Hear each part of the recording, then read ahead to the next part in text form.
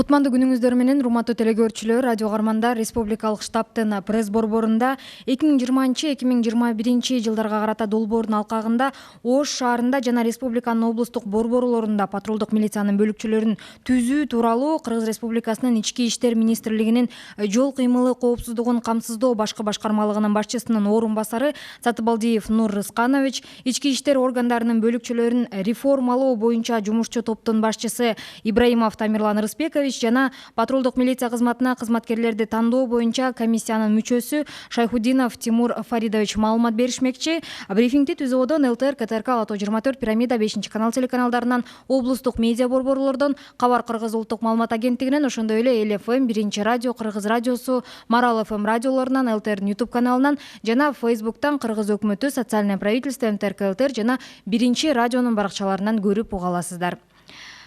Анда эмесе Нур Рысканович, сөз сизде. Саламатсыздарбы, урматтуу массалык маалыматтуу каражаттардын өкүлдөрү жана биздин Кыргыз мамлекетинин жарандары. Бүгүнкү күндө баарыңыздарга белгилүү болгондой, Кыргыз Республикасынын президенти Жээнбек Сооронбай Шарипович тарабынан анын демилгесинин негизинде бүгүнкү күндө Ош шаарында жана областтык центрлерде жаңы милициянын кайгылуу кызматын түзүү боюнча атайын тапшырмалар берилген болчу. Ал тапшырманы аткаруу максатында бүгүнкү күндө Кыргыз Республикасынын өкмөтүнүн токтому жарыкка чыгып, ошол өкмөттүн токтомун аткаруу максатында атайын тиешелүү ички иштер министрлигинин буйруктары жарыкка чыкты. Бүгүнкү күндө бул жаңы түзүлүп жаткан пилоттук долбоордун алкагында түзүлүп жаткан кызмат бул 219 орун штаттык бирликти каралган. Бүгүнкү күндө болсо биз ички иштер министрлигинин жол кыймыл коопсуздук камсыздоо башка тарабынан атайын сайттарга биз конкурс боюнча, ачык сынак конкурсту жарыялоо боюнча жарык берилди. Ал эми биздин бүгүнкү күндө биздин жарандар тиешелүү өзүнүн талаптары боюнча катышканга арыздары менен кайрылса болот. Бул арыздары менен Ош шаарынын жол кыймыл коопсуздугу камсыздоо бөлүмүндө дагы кабыл алынат. Бишкек шаарында бизде дагы жол кыймыл коопсуздугу камсыздоо башкы башкармалыгында кадрлар бөлүмүнөн дагы арыздар менен кайрылсаңыздар болот. Ал жерде тиешелүү талаптар бар. Ошол талаптарга шайкеш келсе, арыз түздөн түз кабыл алынат. Бүгүнкү күндө өзүңүздөргө белгилүү болгондой, биринчи пилоттук долбоор Бишкек шаарында түзүлүп, бүгүнкү күндө өзү тиешелүү мөмөсүн берип атат.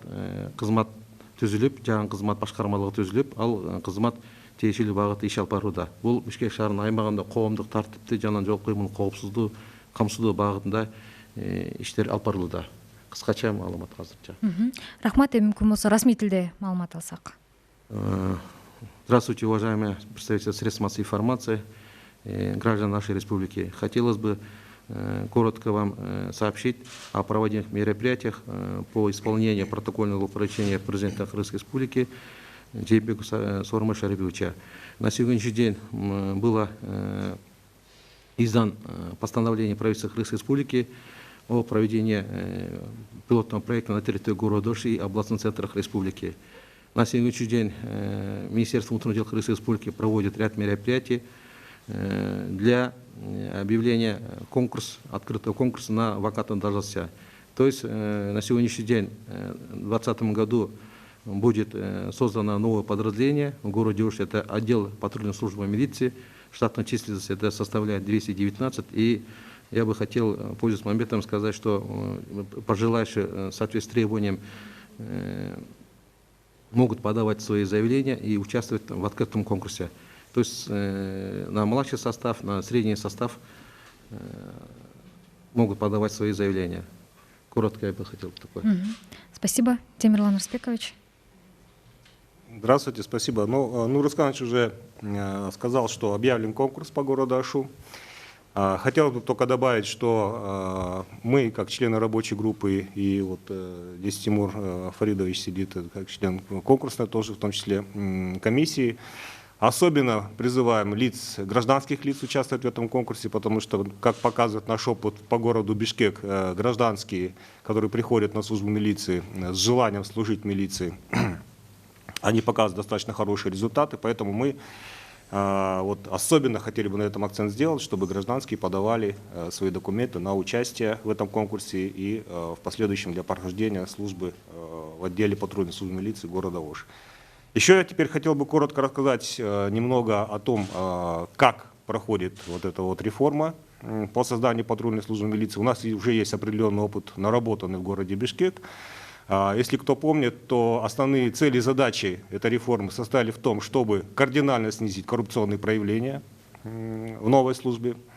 Это первое. Второе – это сделать эту службу не репрессивной направленности, а сервисную, так сказать, службу, которая бы своей главной задачей ставила бы помощь, содействие гражданам нашей республики, в частности в городе Бишкек, его теперь в городе Ош.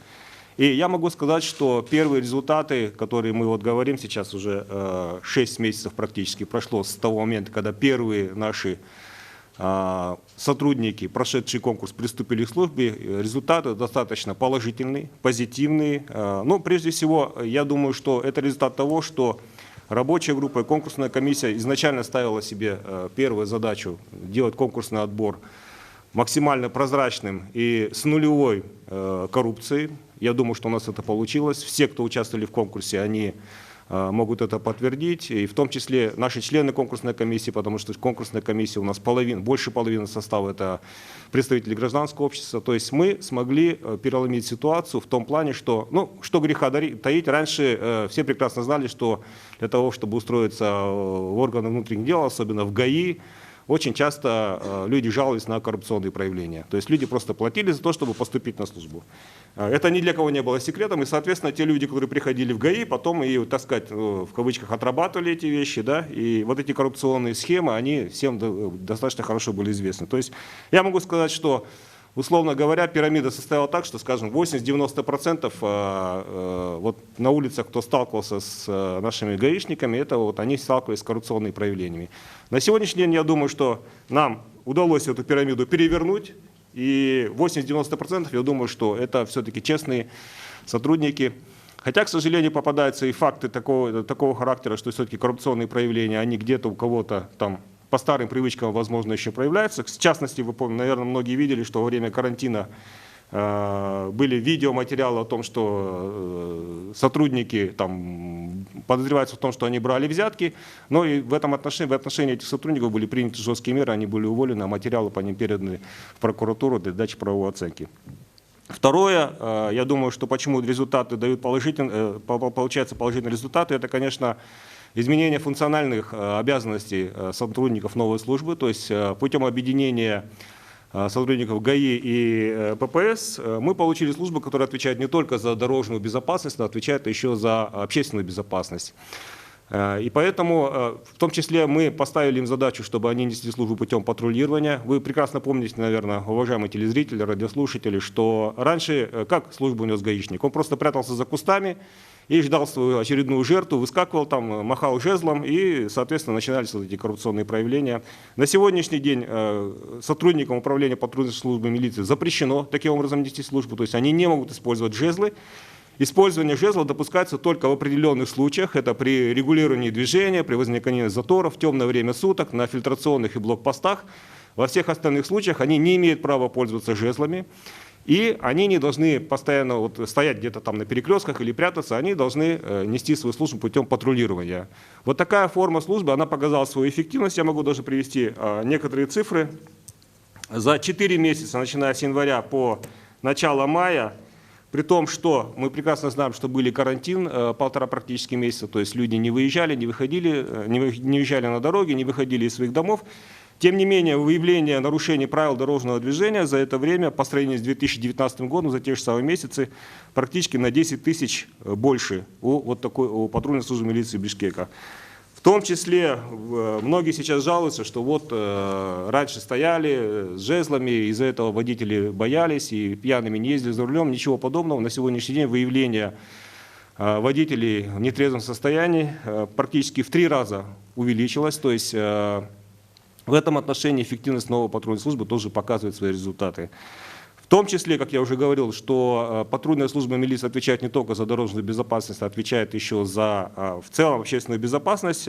Следует привести цифры по криминогенной обстановке. Так вот, по криминогенной обстановке за 4 месяца 2020 года, с января по май, по сравнению с 2019 годом, практически на 42% ситуация по криминогенной обстановке улучшилась. Но я опять же говорю, что надо учитывать, что был карантин, возможно, большое количество людей на улицу не выходило, поэтому, наверное, более корректно было бы привести цифры еще в том числе и за ноябрь-декабрь прошлого года, 2019 года, когда уже начала служба, патрульная служба милиции работать в Бишкеке, но и по этим месяцам, как показывают наши цифры, 15-20% это улучшение криминогенной обстановки в городе Бишкек. За счет чего это достигается? За счет того, что, во-первых, наши патрульные милиционеры теперь не заняты какими-то коррупционными схемами, а в основном погружены действительно в практическую работу.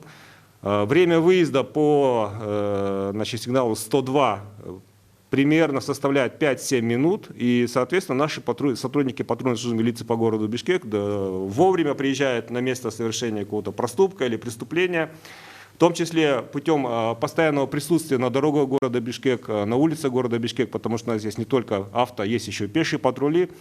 Криминогенная обстановка улучшается, потому что горожане видят, что сотрудники патрульной службы милиции, они постоянно в городе, они несут службу. То есть в этом отношении тоже профилактические какие-то меры оказывает на ситуацию в городе Бишкек.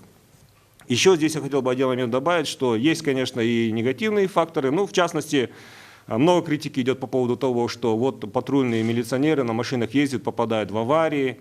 Хочу здесь отметить, что аварии были и раньше, конечно, у предыдущих сотрудников ГАИ, но то, что есть небольшое увеличение, это все-таки, на мой взгляд, результат того, что раньше как гаишники, так сказать, служили, они стояли на дорогах просто, машина стоит, гаишник прячется за кустами, соответственно, и нет у него никаких проблем с тем, что какие-то аварии попадают. Сегодняшние наши сотрудники, они находятся постоянно в движении. Если поступает сигнал 102, то они стараются как можно быстрее приехать по вызову.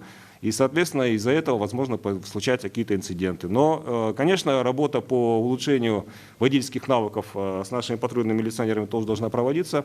Но в целом я хочу сказать, что тот, кто работает, тот иногда, к сожалению, бывает попадает в такие ситуации. И здесь к этому относиться нужно с пониманием, потому что это, к сожалению, неизбежные какие-то сопутствующие инциденты того, что может быть при такой форме организации службы. В целом я хочу еще раз сказать, что создание патрульной службы милиции в Бишкеке показало свою эффективность. При этом, конечно, нужно осуществлять постоянный контроль, потому что если контроль ослабевает, и это мы видели на примере 1,5 месяца, 2 месяца карантинных мероприятий, когда сотрудникам УПСМ разрешили пользоваться жезлами, и контроль в определенной степени немного ослаб, некоторые нечистоплотные сотрудники сразу очень быстро вспоминают свои старые привычки и начинают заниматься какими-то коррупционными проявлениями. Поэтому контроль в отношении сотрудников, он должен быть постоянный.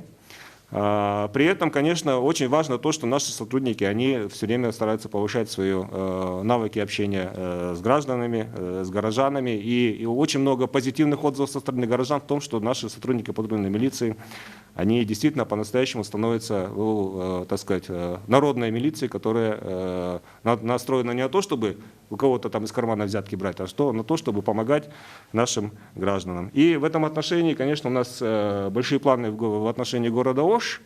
Ош поменьше, но пока там есть свои особенности, в частности, там еще до сих пор не запущен проект «Безопасный город», то есть с этими камерами, которые, кстати говоря, очень хорошо помогают работе патрульной службы милиции в Бишкеке.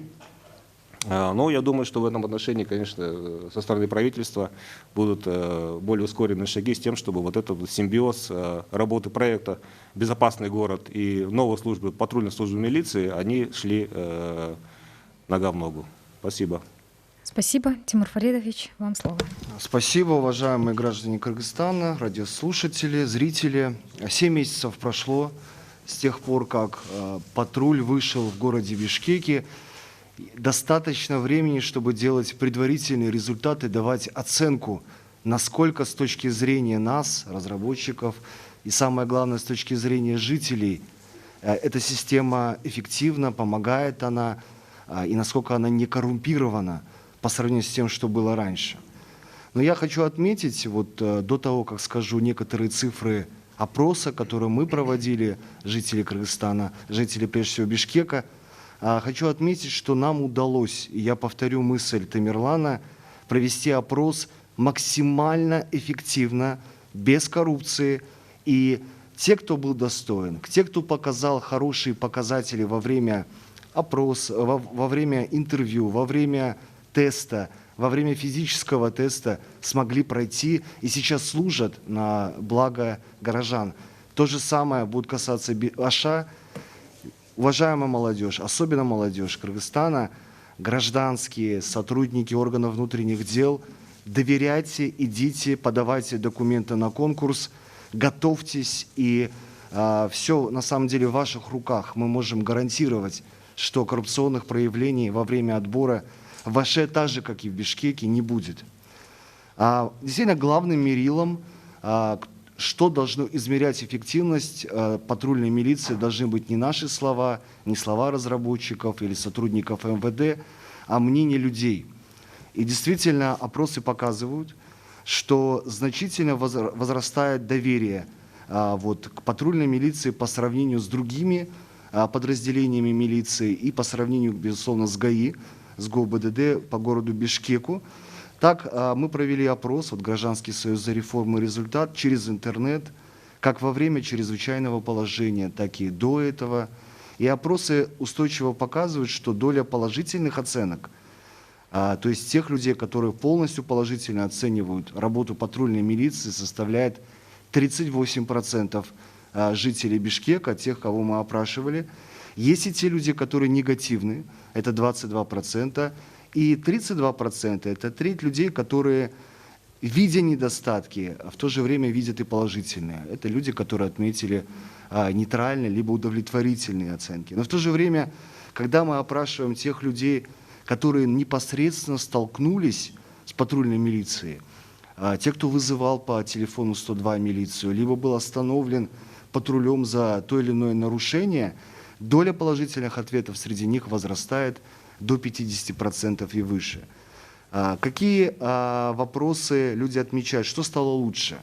Чаще всего граждане говорят о том, что стало больше безопасности на улицах, общественной безопасности, стало меньше коррупционных проявлений.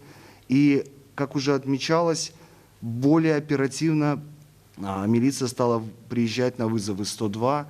Нормативно это 7 минут, но в то же время, может быть, иногда из-за пробок, из-за объективных причин и больше.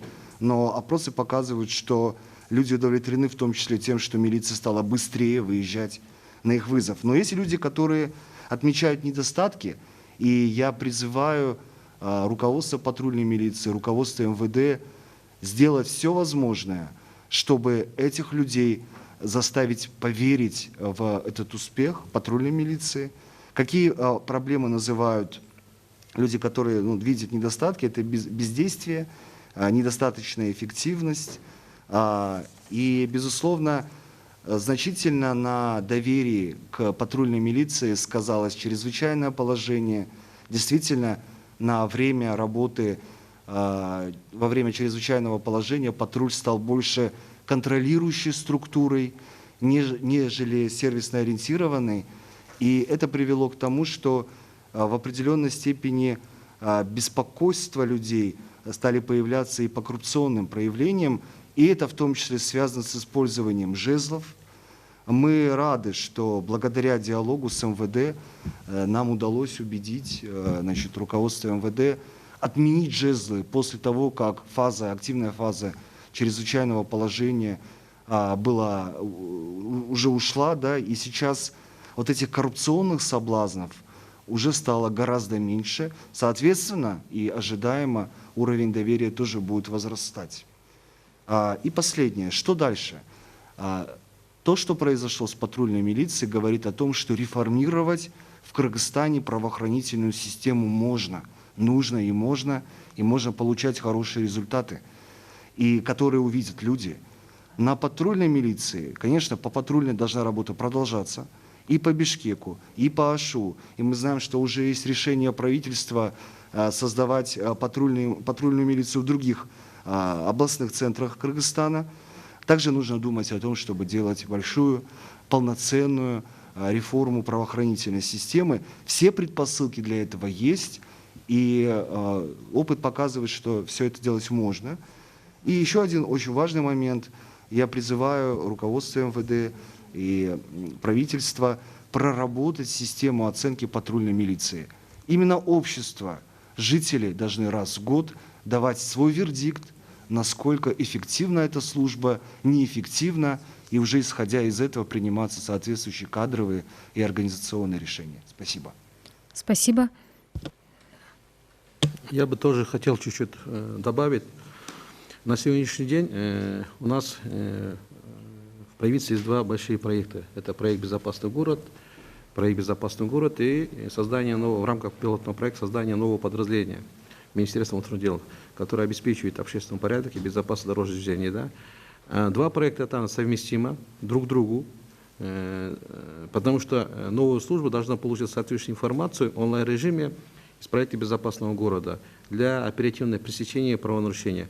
На сегодняшний день, с учетом двух компонентов данного проекта, работа уже она идет, дает свои плоды. То есть, что происходит? То есть оперативно наш сотрудник выезжает на место происшествия или пресекает правонарушение, получая соответствующую информацию о правонарушителе. Создано новое подразделение, и сотрудники несут службу, а также изменение формы метода несения службы, то есть показало это положительный результат. Результат в том направлении, что меньше стало преступления в общественных местах и больше стала эффективность. То есть сотрудники, получается, постоянно находятся в общественных местах, и любой какой-то гражданин, который хочет совершить какое-то преступление, он уже видит, что на улице есть патруль, и он уже обдумывает свою будущую какой-то обдуман какое-то совершаемое преступление, да, он уже автоматически уже передумывает и остается, получается, не совершать преступление. Вот исходя из этого, я думаю, есть такой положительный эффект.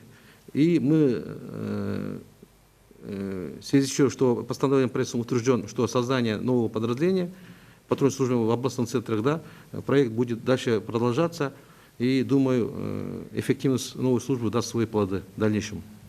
Спасибо. Да, я хотел бы добавить по поводу того, какой опыт мы приобрели при проведении этой реформы, она еще продолжается. Ну, прежде всего, конечно, нужно иметь четкий ясный план. Четкий ясный план у нас есть, мы знаем, куда двигаться, знаем, как это делать, но при этом, конечно, нужно еще несколько составляющих. Это финансовая составляющая, потому что без хорошего финансового обеспечения, я хотел вот еще добавить, что в городе Бишкек патрульным милиционерам практически на 100% подняли зарплату, по сравнению с тем, что было, когда они были сотрудники ГУБДД, и это тоже показывает свой положительный эффект. При этом, конечно, нужно еще контроль, потому что, поднимая зарплату и не увеличивая контроль, конечно, все равно остаются очень большие риски коррупционных проявлений. Это первое. Второе, техническое обеспечение, тоже очень важное. На сегодняшний день сотрудники патрульной службы милиции в Бишкеке достаточно неплохо технически обеспечены, но есть еще, так сказать, поле, куда двигаться дальше, потому что вот наш опыт показывает, что технические средства, это средства видеонаблюдения, планшеты, автомобили, возможности GPS, они очень хорошо, видеорегистраторы, они очень хорошо помогают в работе патрульной службы милиции и на порядок повышают эффективность работы. В этом отношении, конечно, нужно не останавливаться, не снижать планку, а наоборот повышать ее и улучшать техническое обеспечение нашей патрульной службы милиции. То же самое касается города Ош. Еще один фактор – это, конечно, отбор в милицию. Я уже говорил о том, что если отбор проходит не коррупционно, прозрачно и открыто, то, соответственно, патрульсотрудники, они работают вот в соответствии с этими заданными высокими критериями и требованиями к их работе. Если же там появляются коррупционные проявления, соответственно, тогда уже можно говорить о том, что коррупционные проявления во время их службы тоже очень существенно могут повыситься. То есть вот честный, открытый, прозрачный, некоррупционный отбор – это очень важная вещь. Очень важно, на мой взгляд, то, что, вот как говорят, кадры решают все. Мы на своем примере, на примере нашей Бишкека убедились в том, что те лица, которые пришли с гражданки, так сказать, гражданские лица, они не обременены какими-то коррупционными знаниями негативными, они не сидят, у них в голове не сидят вот эти коррупционные схемы, и поэтому они по-другому вообще представляют и несут свою службу. Я не хочу сказать, что все бывшие сотрудники, действующие сотрудники милиции там, коррупционеры. Нет, конечно, это не так. Среди них очень много честных, хороших людей и сотрудников. Но, тем не менее, надо быть реалистами, понимать, что если человек там 10-15 лет занимался коррупционными схемами, и потом придет в новую службу, он, скорее всего, будет стараться опять возродить эти схемы. Поэтому, с одной стороны, контроль, с другой стороны, мы, еще раз хочу повторить, приветствуем, чтобы гражданские приходили на службу. Они будут проходить соответствующее обучение в Академии МВД трехмесячное. Это касается и Бишкека, потому что в Бишкеке еще полностью укомплектация патрульной службы милиции не закончена. Осталось еще примерно 130 вакантных мест. Да? В ближайшее время мы будем объявлять 5-й конкурс на заполнение вакантных должностей по городу Бишкек. И это касается, конечно, еще и в первую очередь города Ош, потому что там это впервые, вот 219 вакантных мест. Мы очень хотели бы видеть побольше гражданских лиц, которые подавали бы документы на участие в конкурсе в Ошский отдел патрульной службы милиции. Спасибо. Тимур Фаридович. Я дополню призывы, да, то есть нас смотрят регионы, Бишкек. Очень важно, да, мы постарались отобрать и набрать очень хороший состав, в том числе за счет гражданских, но соблазны, к сожалению, они всегда остаются. Контроль важен, контроль государственный и контроль гражданский. Есть гражданские активисты, есть активные кыргызстанцы через интернет, через социальные сети. Очень важно, чтобы вы тоже на своем уровне наблюдали, и если какие-то проявления возникают у нового подразделения, да, в том числе, об этом говорить. Мы должны помочь патрульной милиции сейчас, вот эти 7 первых месяцев, они показали, что можно работать эффективно, стать еще лучше и избежать соблазнов.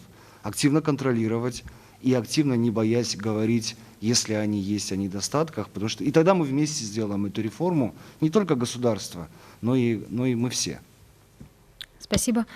Уважаемые телезрители, радиослушатели, на этом мы завершаем брифинг в пресс-центре Республиканского штаба о создании подразделений патрульной службы милиции в городе Ош и в областных центрах республики в рамках проекта на 2020-2021 годы. Вас проинформировали заместитель начальника ГУОБДД Министерства внутренних дел Кыргызской республики Сатыбалдиев Нур Рысканович, глава рабочей группы по реформированию подразделений органов внутренних дел Ибраимов Тамирлан Рыспекович и член комиссии по отбору сотрудников патрульной милиции Шайхудинов Тимур Фаридович. Прямой эфир брифинга вы могли посмотреть и услышать на телеканалах ЛТР, КТРК, Лото-24, Пирамида, 5 канал, через областные медиа-центры, Кыргызское национальное информационное агентство Хабар, а также на радиостанциях ЛФМ, Биринчи радио, Кыргыз радио, Марал ФМ, на YouTube-канале ЛТР и в Фейсбуке, на страницах Кыргыз Өкмөтү, социальное правительство, МТРК ЛТР и Биринчи радио. Спасибо за внимание.